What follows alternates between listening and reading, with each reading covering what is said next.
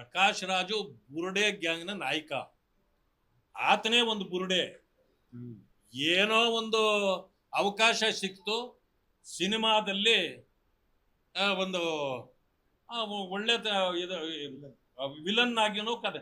ಅವ್ರೇನು ವಿಲನ್ನೇ ಹೊರ್ತು ಆತ ಯಾವತ್ತಿದ್ರು ಅವ್ನು ಹೀರೋ ಆಗಿಲ್ಲ. Villain is a villain. ಎಲ್ಲೋದ್ರೂ ವದಿಗಳು ತಿನ್ನೋದು ತಪ್ಪಲ್ಲ ವಿಲನ್ ಆದವನ್ಗೆ. ಈ ವ್ಯವಸ್ಥೆಯಲ್ಲೂ ಸಾಮಾಜಿಕ ವ್ಯವಸ್ಥೆಯಲ್ಲೂ ಅದೇ ಆಗತ್ತೆ. ಅದಾಗೋದು ಬೇಡ. ಬಾಯಿ ಮುಚ್ಚಿ ಎಲ್ಲಾದ್ರೂ ಸುಮ್ಮನೆ ಕುತ್ಕೊಂಡಿರೋದು ಒಳ್ಳೇದಾದ.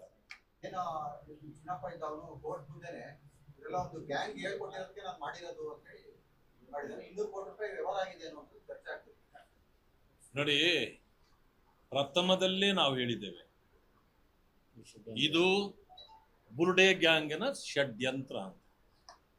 ಆ ಷಡ್ಯಂತ್ರನ ಇಟ್ಕೊಂಡು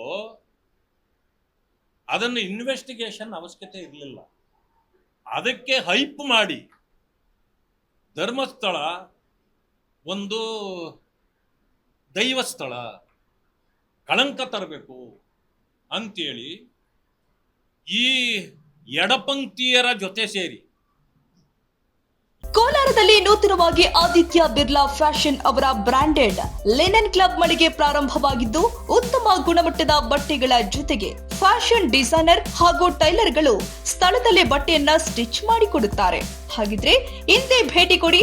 ವಿಳಾಸ ಭೈರೇಗೌಡ ನಗರ, ಬೆಮ್ಮಲ್ ಲೇಔಟ್, ಕೋಲಾರ ಬಂಗಾರಪೇಟೆ ಮುಖ್ಯ ರಸ್ತೆ, ಕೋಲಾರ ಟೌನ್. ಎಲ್ಲಿಂದ ಇನ್ವೆಸ್ಟಿಗೇಷನ್ ಶುರುವಾಗಿದ್ದು ಅಂತ ನಿಮಗೆ ಗೊತ್ತಿರಬಹುದು. ಈಗ ನಡೀತಾ ಇರೋ ಕಾಂಗ್ರೆಸ್ ಸರ್ಕಾರ ಎಡಪಂಕ್ತಿಯರ ಜೊತೆಯಲ್ಲಿ ಸೇರಿ ಕೇರಳದಿಂದ ಅದನ್ನ ಹುಟ್ಟಾಕಿದ್ದು, ಅದನ್ನ ಕರ್ನಾಟಕಕ್ಕೆ ತಂದಿದ್ದು ಮುಖ್ಯಮಂತ್ರಿಗಳಾಗಿದ್ದ ಸಿದ್ದರಾಮಯ್ಯನವರು. ಆವತ್ತು ಇಂದಿನ ದಿನ ಕೇಳಿದ್ರೆ ಹೇಳ್ತಾರೆ, ಯಾರೋ ಹೇಳಿದ್ರು ಅಂತೇಳಿ ಇನ್ವೆಸ್ಟಿಗೇಷನ್ ಮಾಡ್ಸಕ್ಕಾಗುತ್ತಾ? SIT ಕೊಡಕ್ಕಾಗುತ್ತಾ ಅಂದ್ರೆ ರಾತ್ರಿ ಕೊಟ್ಬಿಟ್ರು. ಯಾಕೆ? ಇವತ್ತಿಗೂ ಹೇಳ್ತೇನೆ, ಅದು ಬುರುಡೆ ಗ್ಯಾಂಗ್ನ ಕೆಲಸ ಇತ್ತು. ಅದಕ್ಕೆ ಸಪೋರ್ಟು ಈ ಬುರುಡೆ ಸರ್ಕಾರದ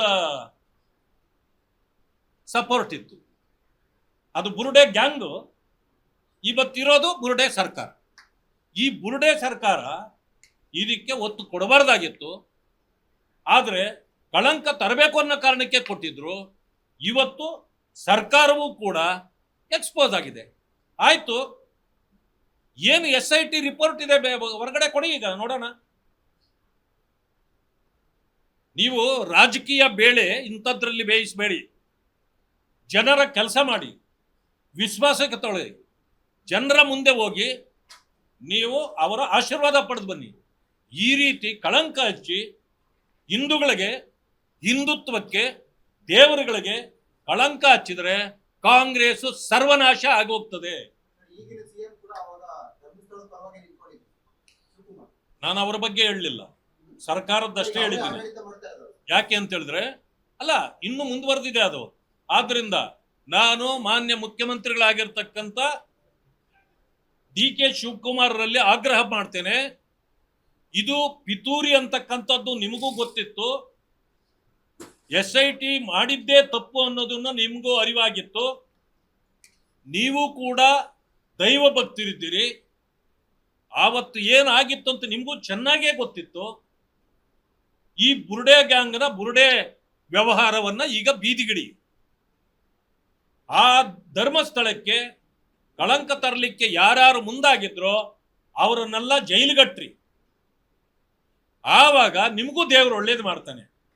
ಇಲ್ಲಾಂದ್ರೆ ಅದೇ ದಾರಿ ನೀವು ಹಿಡಿದ್ರೆ ಅವ್ರು ಅನುಭವಿಸುವ ಎಲ್ಲಾ ತೊಂದರೆಗಳನ್ನು ನಿಮಗೂ ಆಗುತ್ತೆ.